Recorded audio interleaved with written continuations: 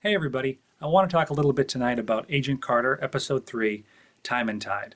Of course, this is week 2, and we are 3 episodes into the 7-part miniseries. So, the show tonight definitely had some good character moments, and it advanced the plot. We learned more about the central mystery. There was no mention of Leviathan, and we didn't learn any more about, who or what that is. But the show this week began with sort of an intro, which I thought did a great job of bringing in viewers who maybe didn't see last week. And it showed a montage of different clips, and it explained, who Peggy Carter is, and it explained about Howard Stark and how he's being accused of treason. And it did a good job of summing up the last 2 hours in, I don't know, maybe 30 seconds or whatever it was. But one thing that struck me is that they're referring to her as a double agent, and I hadn't thought of her that way up until this point. But of course, it makes sense because she's working with Howard Stark and she's basically working for him to help clear his name. And that puts her in direct odds with her employers at the SSR. So in some ways, she is a double agent. Of course, she's not working with a foreign government, but in the eyes of the SSR and in the American government, Howard Stark's a traitor. So by working with him, yeah, she is a double agent. I just hadn't thought of her that way before. So the episode picks up with a really cool staircase shot, and the other agents are walking up the staircase to go to Lee Brannis's apartment, and the camera's sort of twisting as it follows them up, and I thought that was done pretty well. They get into his apartment and they find the long-range typewriter, and they're gonna have the eggheads sort of examine it, as they call them, but the instant that they are looking at it, they're thinking, is it long range enough to go all the way to Moscow? They're thinking that maybe Leet is like a Russian spy. And as I said, of course, there's no mention of Leviathan this week, which was a little disappointing, and we don't learn any more about them. But no, it's not Moscow. I have a feeling that whoever or whatever Leviathan is, it's much worse than the Russians. So Peggy is in her apartment, and there's a man climbing up the side of the window, and she pulls her gun on him, and it's a soldier who's trying to get to see his girlfriend next door. Now, at the boarding house where she lives now, there's no men above the first floor. So the next morning, the headmistress or whatever throws out the woman who he was coming to see. So she is very, very strict about that.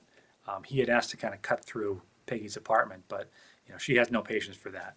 So she wasn't going to allow that. And I think he bit off a little more than he was expecting by asking her to cut through his room. Of course, she pulls the gun on him. So I'm watching this and I'm just thinking to myself, who cares? I don't need any more about the boarding house. I don't care about the headmistress and her story about Houdini. I don't care. Later, there's a scene where the waitress friend is trying to, bond with Peggy, and she's not having it, and she's really offended. And then we meet a new girl who's moving in, and I'm just thinking, I'm just so bored. Like, why is this part of the show? I want to see her out doing spy stuff, and I want to advance the plot. Who or what is Leviathan, and where's Howard Stark, and where's his technology? I want to get answers to some of these things.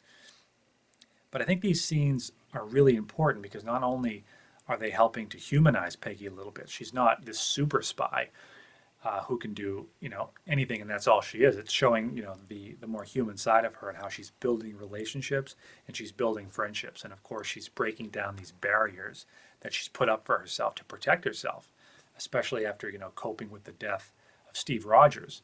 She's trying to protect herself, maybe from getting hurt again, or maybe just from trying to prevent people from getting too close. But I like to see her week after week sort of breaking down some of these barriers. And these scenes, they do help to humanize her a little bit. Because of course, as Captain America was a superhero, Peggy's not. She's a regular person. She's just very, very good at what she does. So, the next thing that I want to talk about is some of the different sort of character moments that we had tonight. And I'm sad that Leet's gone because of course I did like his character, but I like the actor quite a bit too. And when they show his picture kind of as like a dead body, and one of the cops says, of course he's dead. And well, yeah, no kidding, we're looking at his picture, but he died 2 years ago in the army. And it seems to me like either there's one or two things happened. Either he faked his own death as part of like an initiation to join Leviathan, or he actually died and somehow Leviathan brought him back from the dead. One of those is fairly innocuous. It's easily explainable. It would be pretty easy to understand in sort of the spy universe here. The other one, very supernatural. I don't know if the show's going to go that way, but it would be cool. I mean, we already have imploding super bombs and different things like that. So I don't think that in a universe where there's alien invaders and things like that, that a supernatural means of bringing someone back from the dead would be out of the realm of possibility. So I'm curious as to what they do with that. What happened when he died? Did he actually die and they brought him back, or was his death just simply faked as part of this organization's way to recruit him? And again, how does the scar on his neck factor in? These are questions that I'm definitely looking forward to getting the answers to. So there was a good line where Peggy says that she got, she learned something from the headmistress of the hotel where she's staying. And Jarvis says, "Oh, can we get the opinion of your butcher as well?" Jarvis is very dry. He's a little sarcastic, but he's always proper, and I really enjoy his character. So Thompson and Sousa arrest Jarvis, and Peggy was visiting him at the house, to talk about Howard Stark and to talk about the plan. And of course, her agents come up and knock on the door. So they take him downtown to question him because, of course, they found the license plate in the imploded remains at the end of the episode last week. That was sort of the cliffhanger. So they were able to figure out that he was probably the one driving the car, and he's not going to tell them anything. But they used this story that they found out where he was almost charged with treason, and he's threatened. He's being threatened with deportation, and they're going to involve his wife, and he's about to crack. But Peggy saves the day at the end because she produces the stolen car report that was conveniently lost. And, she really saves his ass on that one. And the chief is not happy about it because, of course, they had Jarvis right where they wanted him. Was he going to crack, and tell them everything? And the ironic part is that they can't, get anything about Howard Stark out of him except perhaps his whereabouts because, of course, Howard's innocent. But he could spill the beans on Peggy and her involvement in trying to clear his name. It's made very clear to us that Peggy can't tell them everything because they're just going to use it against her. They're going to use it to destroy her. They won't see her as, helping Howard Stark the Patriot. They're going to see her as a traitor. So she can't tell them anything. So the cars, bombs, and a death ray are, of course, some of the different items that they're accusing Jarvis of harboring that Howard Stark had stolen. And Jarvis makes the sort of flippant remark that, the death ray, I think he says, is in Nevada. So he's going to mess with them up until the end. So Jarvis apparently dodged this treason conviction, and we don't find out how until a little bit later. So we go back to the boarding house at some point, and they meet a new woman who is going to be apparently staying there, and her name is Dorothy Underwood. She says, "Oh, you can call me Dottie," and she's just chipper, and she's so happy, and she's so perky, and she's kind of like long blonde hair and a very slender kind of frame. And I'm thinking to myself again, who cares? Why do we need so many scenes at the boarding house? And who is this woman? Why do we need more characters at the boarding house? But I think that Dorothy Underwood is going to become very important. And I'll explain why very soon. I have a theory about her.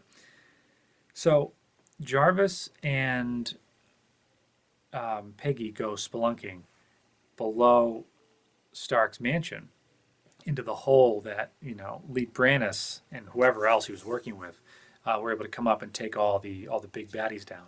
And they figure out that he was able to float them down through the sewers out to a ship. So they go out to the ship and they find all the stolen tech. And they can't just call the police about it, so they're going to call SSR. So Jarvis goes over to the phone and he fakes a very good American accent and he calls it in. Meanwhile, Peggy gets attacked by one of the tough guys who was there sort of guarding it. And there's a great action scene. There's a great fight scene where it seemed like a lot of the punches and a lot of the blows were sort of sped up a little bit to make them seem a little harder hitting, which was a little obvious in spots if I'm right about it. But overall, it was well done. And And Peggy could absolutely hold her own against this guy who was pretty jacked up and ready for a fight. And Jarvis steps in at the last minute and saves her, and they work together.